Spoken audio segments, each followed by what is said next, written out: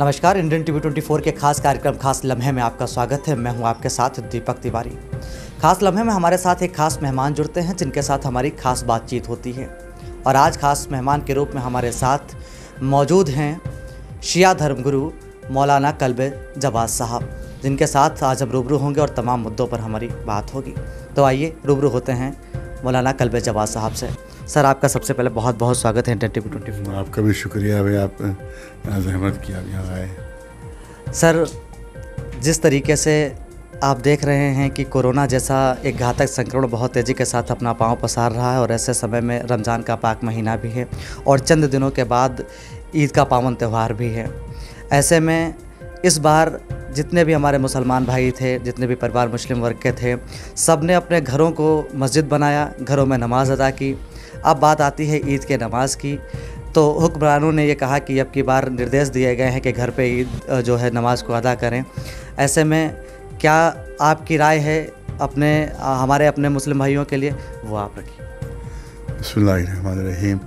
देखिए, जुमे की नमाज़ के लिए तो मुश्किल ये है कि वो जुमे की नमाज़ तो घर में नहीं हो सकती। उसके लिए तो ज़रूरी है कि वो मस्जिद हो, उसके वहाँ के ऊपर उसके लिए कंडीशंस हैं उसके लिए।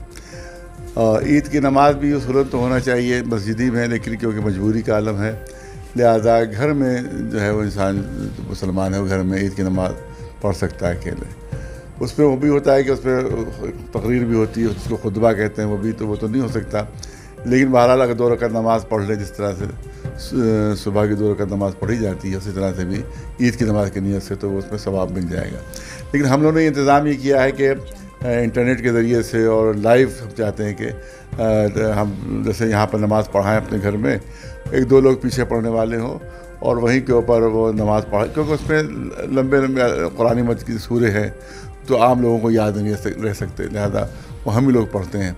तो यहाँ के ऊपर उसको यहाँ से जो है वो इंटरनेट के ज़रिए से और एक चैनल्स के ज़रिए से उसको घरों घरों पहुँचाया जाए और जो हम पढ़ते जाएँ वो लोग रिपीट करते जाएँ।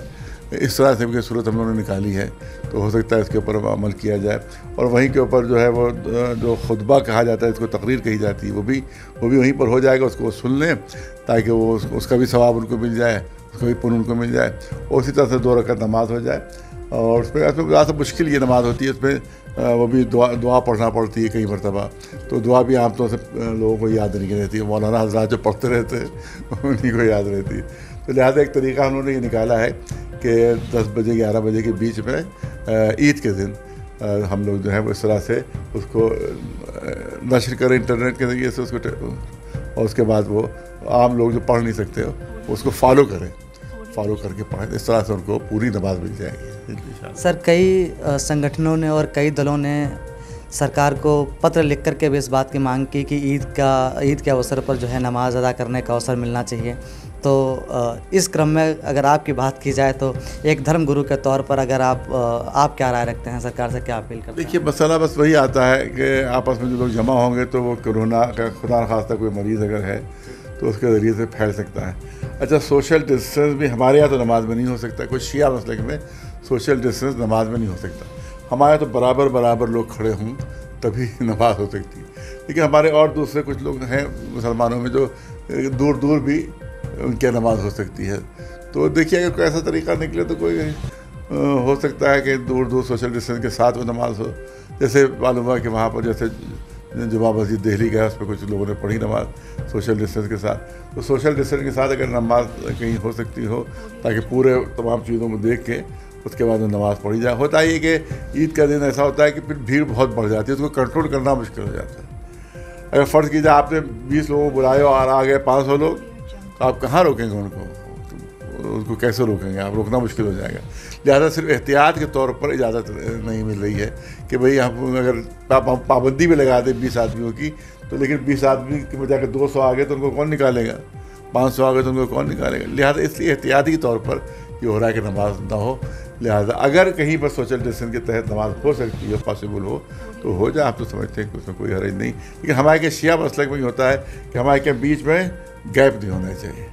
अगर बीच में गैप हो गया तो फिर वो नमाज नहीं हो पाएगी। ऐसे में बरकरार भी नहीं रख पाएंगे, जब दूरी रखाएंगे तो संक्रमण का मामला भी बढ़ सकता है। हाँ बिल्कुल, तो मतलब हमारे तो मुश्किल पेश आ रही थी इसी वजह। सर जिस तरीके से आपने देखा कि देश के अंदर अगर हम बात करें कि लॉकडाउन के दूसरे चरण तक की बात अगर करें तो 40 दिनों तक देश की जनता ने हर तरीके से जो भी दिशा निर्देश जारी किए गए, सियासत के जो आका थे बैठे हुए, उन्होंने जो भी निर्देश दिए उस पर अमल किया गया, उसका पालन किया गया। सर इसके बाद एक निर्णय आया कि कोई प्रतिष्ठान नहीं खोला गया, कोई दुकान नहीं खोलेगी, कोई संसाधन नहीं खोले गए। 40 दिनों के बाद अगर खोला गया तो शराब की दुकानें खोली गई, वो भी रमज़ान के पाक महीने में। तो सर आप सरकार के इस फैसले को किस दृष्टिकोण से देखते हैं इसके बारे में? भाई शराब हमारे के इस्लाम में हराम है, नाजायज़ है, तमाम मजहबों में नाजायज़ है। कोई धर्म ऐसा नहीं है जो शराब की इजाज़त देता। और यूँ भी अगर देखा जाए तो आपके शराब पीने के बाद इंसान अपनी अक्ल में नहीं रहता, होश में नहीं रहता। कितने एक्सीडेंट हो गए, कितनी आपस में लड़ाइयाँ हो गई। तो लेकिन किया जाए कि सबसे ज़्यादा रेवेन्यू गवर्नमेंट को शराब से मिलता है, लिहाजा वो अपने रेवेन्यू के लिए, अपनी आमदनी के लिए ये शराब जो है उसकी दुकानें उनकी खोल दी गई। लेकिन हम तो समझते हैं कि ये तो रमज़ान नहीं बल्कि मुस्तकिल बंद होना चाहिए, शराब तो खुलना ही नहीं चाहिए। शराब हमारे लिहाज अगर देखा जाए तो शराब खुलनी नहीं चाहिए, शराब की दुकानें मुस्तकिल बंद हो जाना चाहिए, क्योंकि इससे समाज में बुराइयाँ पैदा होती हैं। इंसान आमतौर से मालूम तनख्वाह ला के जो ला रहा है बजाय घर में देने की बीवी को, उसने जाके शराब में तनख्वाह अपनी पूरी खर्च कर दी, तो अब बीवी का घर बच्चे भूखे बैठे हुए।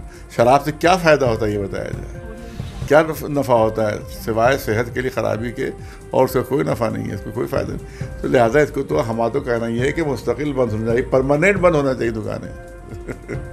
सर जिस तरीके से इस बात को हम नज़रअंदाज नहीं कर सकते हैं कि कोरोना जैसी घातक जो महामारी है वो तेज़ी के साथ पांव पसार रही है। आंकड़े भी सर अब जो है हज़ारों की तादाद में आ चुके हैं। ऐसे में इंडियन टीवी 24 के दर्शक और तमाम वो देशवासी जो आपसे प्यार करते हैं, आपसे मोहब्बत करते हैं, वो आपके ज़रिए जानना चाहते हैं, आप कोई ऐसा जागरूकता का संदेश उन तक पहुंचाइए ताकि वो उस पर अमल करें और इस महामारी पर जल्द से जल्द निजात पाई जा सके इससे, और इससे विजय पाई जा सके।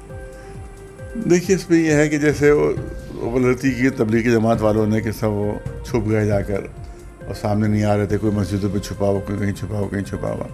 इसकी वजह से कोरोना भी काफ़ी बढ़ गया और बदनामी बहुत मुसलमानों की हुई कि साहब अगरचे इतना ज़्यादा नहीं बढ़ा उनकी वजह से, लेकिन बदनामी तो हो गई कि साहब उनकी वजह से बढ़ गया, उनकी वजह से बढ़ गया।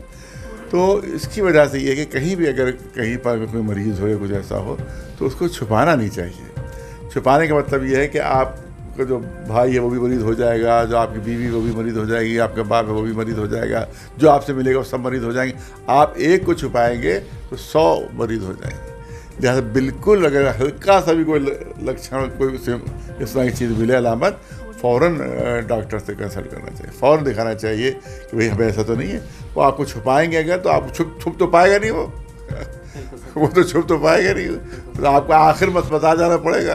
लेकिन आप आखिर में जब जाएंगे तो आप 100 को मरीज करके जाएंगे। तो लिहाजा कोई भी अगर हल्के भी लक्षण पाया जाए तो फ़ौरन उसको डॉक्टर से कंसल्ट करके फ़ौरन उसको ओपन कर देना चाहिए ताकि आपका इलाज हो जाए। ईद का पावन त्यौहार सर चंद दिनों के बाद में है। तमाम आपके चाहने वाले, आपसे मोहब्बत करने वाले आपके ज़रिए जानना चाहते हैं कि कैसे नमाज को उस दौरान अदा करना है, क्योंकि अब की बार मस्जिदों में नहीं है। तो उस पर एक ज़रा सा प्रकाश डाल दीजिए ताकि उस पर अमल करके उसी प्रक्रिया को अपना करके लोग आगे बढ़ सकें। देखिए मैंने पहले ही कहा कि नमाज जो है वो इस तरह से, अगर किसी को पूरे सूरे याद ना हो तो सूरह अल-हम्द और जो छोटा और कोई सूरा उसके बाद पहली रकत में पढ़ सकते हैं। दूसरी रकत, 2 रकत होती है नमाज खाली, और दूसरी रकत में सूरह अल-हम्द और कोई भी छोटा सूरा पढ़ सकते हैं और ईद की नमाज की नियत कर सकते हैं। और अगर ऐसा नहीं हो सकता है तो फिर जो है वो कोई इस तरह से सोशल डिस्टेंस के लिहाज से अगर कोई मौलाना पढ़ा सकें तो वो नमाज़ पढ़ा दें, और लेकिन कि भीड़ भक्कड़ ना हो, उसमें सोशल डिस्टेंस का ख्याल रखा जाए। और तीसरा तरीका वही जो मैंने बताया कि इंटरनेट के ज़रिए से, चैनल्स के ज़रिए से हम पढ़ें नमाज, आप उसको फॉलो करते रहें, उसको उसी लिए उसको दोहराते रहें ताकि वो पूरी नमाज अदा हो जाए। लेकिन सुबह 2 रकत की नमाज की तरह भी अगर कोई पढ़ लेगा तो वो भी ईद की नमाज करार पाएगी। नियत बस ईद की करे वो कि मैं ईद की नमाज पढ़ता हूँ। बहुत बहुत धन्यवाद सर आपका। इंडियन टीवी 24 के खास कार्यक्रम खास लम्हे में आज हमारे साथ एक खास शख्सियत से जुड़े हुए थे जिनका नाम है, जो सिया धर्म गुरु मौलाना कल्बे जवाद साहब हैं। आज हमारे साथ जुड़े हुए थे, तमाम बिंदुओं पर हमारी बात हुई। अगली कड़ी में हम फिर किसी शख्सियत के साथ रूबरू होंगे, तब तक के लिए देखते रहे इंडियन टीवी 24 मेरे यानी दीपक तिवारी के साथ।